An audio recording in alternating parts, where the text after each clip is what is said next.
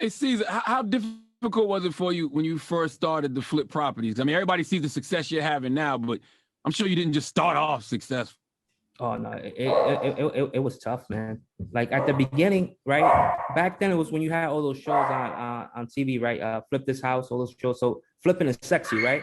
Everybody wants to flip a property. So I tried to flip a property, but the market had collapsed at that point. So I had to switch it up. So instead of flipping properties, I went into the rental properties, and I was in that space for about 10 years. And now the market changed again. Now it's flip. Now flipping is the thing to do. How did you get the money for your first one? Because you didn't have any money. So how did you get the money to get your first property? I didn't have any money, bro. So I ended up we sold our car, we pawned my wife's engagement ring. My parents let me borrow money, which they still throw in my face to this day. But remember, when I started, that's when the market collapsed. So all you really needed to do a deal was the first house that I got was $40,000. Wow. I think that a lot of times things that we don't even realize play a part in what we do in the future when we're young really does stay in our brains. Like you also talk about just how your dad would go look at houses and talk to the owners of houses, even though he couldn't afford them. And I'm sure that's something that you might not have even thought about, but it is something that stayed with you, right?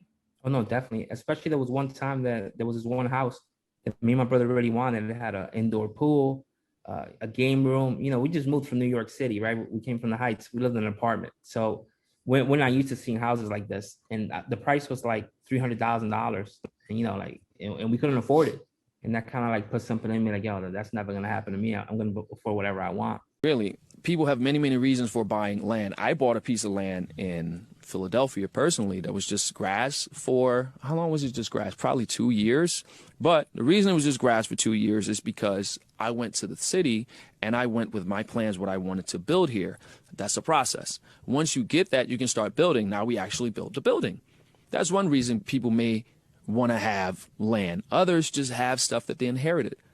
Some may use it, for people to rent parking spaces. And a lot of times people just don't care and they rack up taxes, not understanding that it sits there. There's a lot of assets that go unclaimed as if someone passes away. Sometimes that's what you see.